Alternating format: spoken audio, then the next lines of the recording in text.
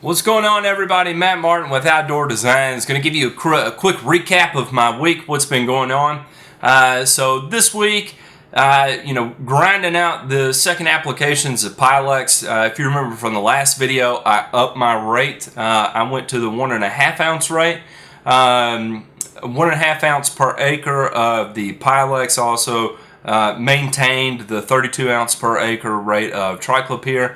And in addition to upping my Pylex rate, I also switched which crop oil I was using. I was using a methylated seed oil, and then I switched over to a truer crop oil, which is the one I use is called Dyne-Amic. It's a product by Helena Chemical. And anyway, it's touted to be really good. I've used it before in the past, and it's hot. It's really, really hot. As far as, it can definitely exaggerate the effects of herbicides, so it's a good one to throw in there. I was curious to see what kind of result I would get running it with the Pylex. So anyway, ground through that. Did a little bit more work on the football field. Doing some quick release fertilizers. I also put down some Primo. Primo is a growth regulator. The mowing was just getting to be outrageous. Even at mowing every day, it was still starting to bog down the mower. So we went ahead and put down. It was a third of an ounce per 1,000 square foot was the rate of the Primo we put down on the football field, and it's good. It slowed that mowing down to about 3 days a week, and even at 3 days a week, the number of clippings we're getting off of it has dropped dramatically, which is it's helping preserve the color. You're doing less damage to the turf, so all in all, it's adding a benefit. So had that going for us. What's going to be coming up this week? I've got I'll be wrapping up my second round of Pylex applications, so I'll get plenty of footage of that. Try and get some more imagery of what, so you can see what these yards look like after the first application of Pylex, and then as I move into the third application, I'll make sure and document what you can see after the second application of Pylex. So whenever I'm on the yard, I'm seeing the results from the previous application. So got that going on. Also did a top dressing project for a baseball field. Under some ill advice, just mistake after mistake was made on that baseball field. So anyway, got that top dressing project done and completed this weekend.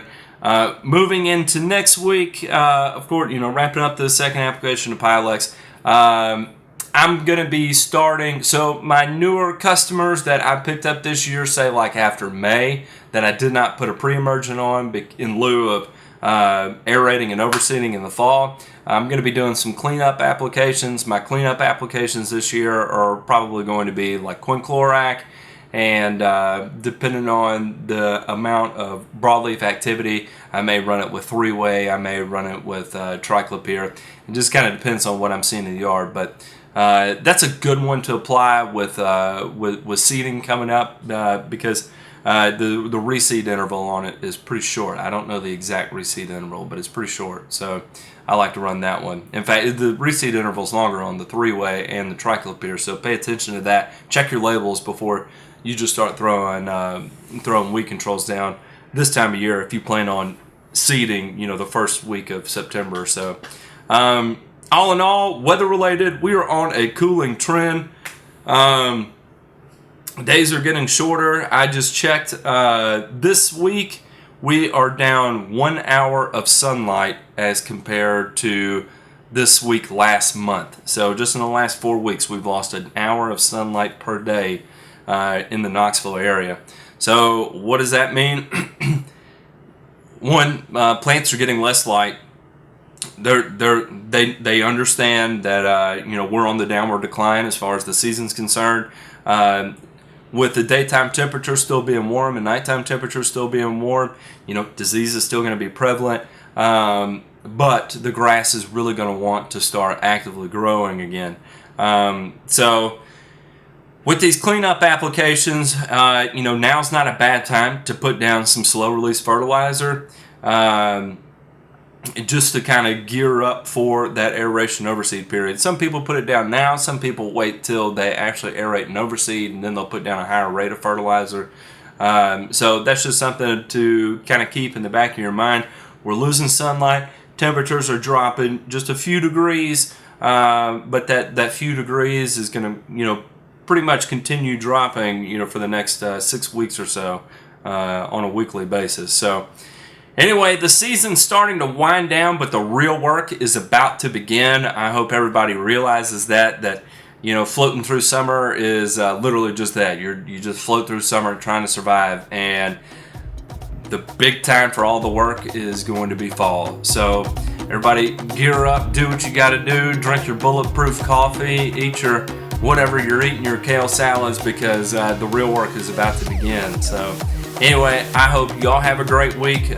Please like, comment, subscribe, whatever. If you do comment, I promise I will give it my all to reply to you. So do not hesitate to reach out to me. That's what I'm here for. All right, y'all, have a good week. Thanks.